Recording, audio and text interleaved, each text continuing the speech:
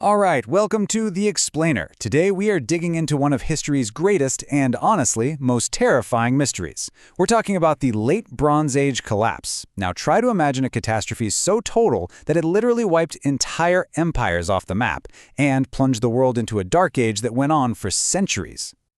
So, here's the thing. If you're an archaeologist digging through the ruins of these ancient cities all across the Eastern Mediterranean, you find this thin, black layer.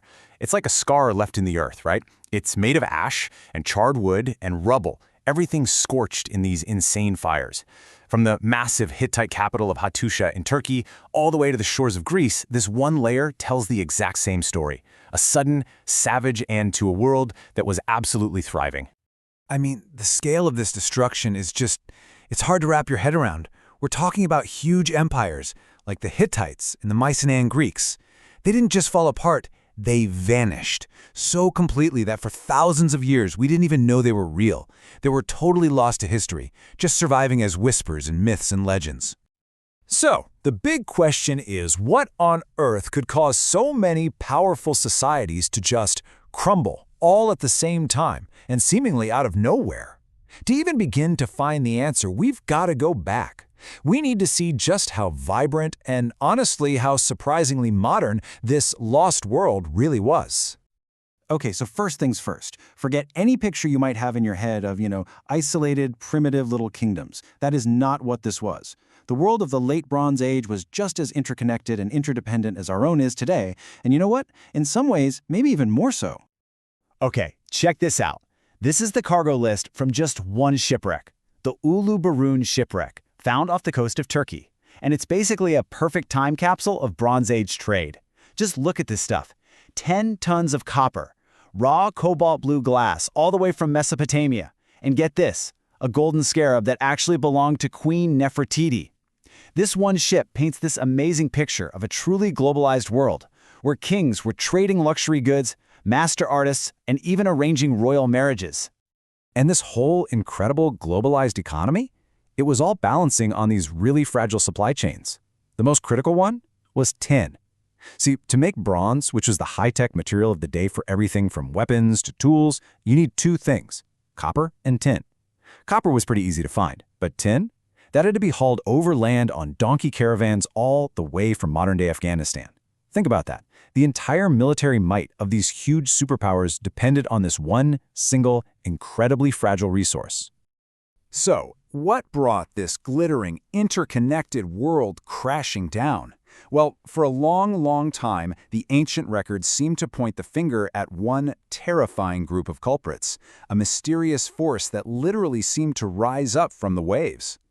They were known as the Sea Peoples, and to this day, who they were, where they came from, what language they even spoke, it's all still one of history's biggest puzzles. But the one thing that isn't a mystery? Their devastating impact. That's made crystal clear in the records left behind by the people who had to face them. You've got these eyewitness accounts, like this one from an Egyptian pharaoh, and they paint this absolutely terrifying picture. Imagine an unstoppable force just appearing out of the sea with no warning, burning your city to the ground, enslaving everyone, and then just disappearing over the horizon as fast as they came. Absolutely horrifying. And the destruction was just so fast. We're talking a few short decades. One by one, the great centers of civilization just fell. In the city of Ugarit, archaeologists found something really chilling. Letters pleading for help that were never sent. They were baked hard in the very fire that destroyed the city. So for a long time, the case seemed closed, right? The Sea Peoples were the obvious culprits. But what if that's not the whole story? What if the Sea Peoples weren't actually the cause of the collapse, but just a symptom? What if they weren't the villains here at all, but just another group of victims, caught up in a much bigger disaster that no one saw coming?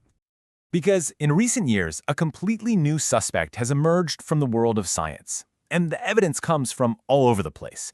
We're talking ancient pollen trapped in lake beds, minerals from deep inside caves, even the growth rings of super old trees.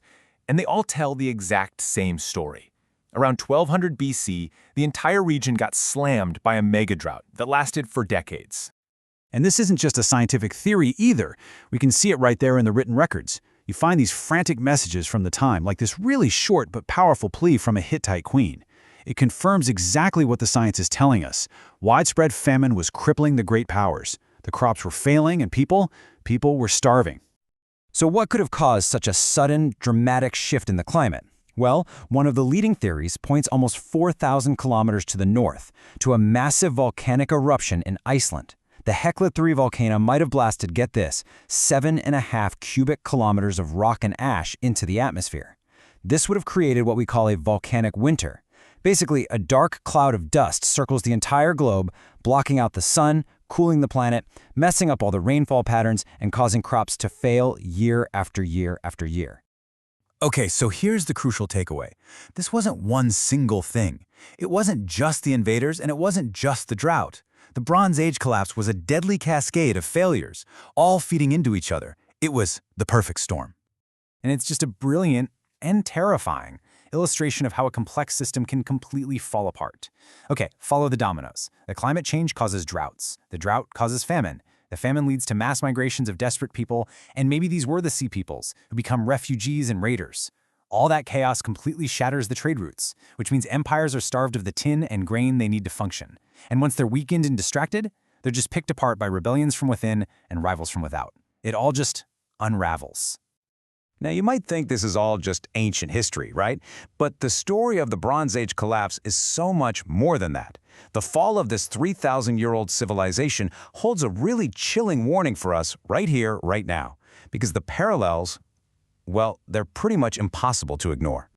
Think about it. Their greatest strength, that incredibly complex, globalized network of trade and diplomacy, that ended up being their greatest vulnerability. It was a paradox. When one critical part of the system failed, it just triggered that domino effect we talked about, and the whole thing came crashing down. And all of this leaves us with a final, pretty unsettling question. Our modern world is way more complex and interconnected than the Bronze Age world ever dreamed of being. So, does that make us stronger, more resilient to shocks like climate change and resource scarcity? Or does it just make us more fragile? Does it mean that our own collapse, if it ever comes, will be that much more complete? It's a question from the deep past that is echoing really loudly in our world today.